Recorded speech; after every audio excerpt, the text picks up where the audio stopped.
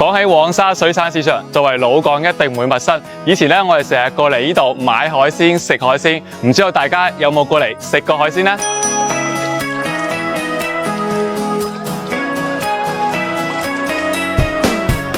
其實黃沙以前係廣州嘅碼頭嚟嘅，咁喺90年代先變成咗黃沙嘅水產市場嚟賣海鮮。但係隨住城市改造嘅發展咧，黃沙水產市場而家已經陸續喺度拆遷緊啦，好多都搬走咗啦。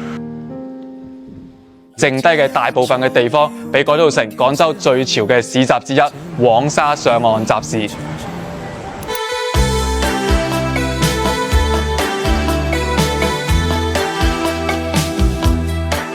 你唔嚟呢度都想像唔到，旁邊就係魚市場，呢邊就係非常之潮流嘅黃沙上岸集市啦。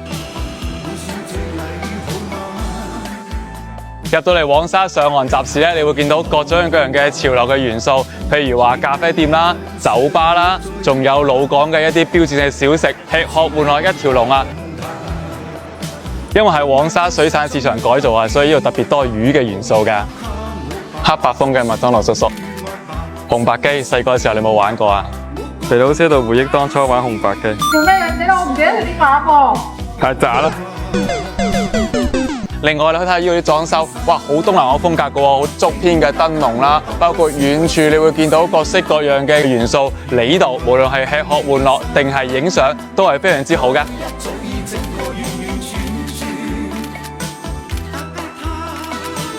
你有冇睇嘅集市咁潮啊？其實你見到好多店鋪咧，都係保留咗建築嘅原樣㗎，好似啲磚牆啦，甚至有啲柱上面連個冊子都仲喺度啊！我諗咧，呢啲修舊如舊嘅風格都係潮流嘅一種。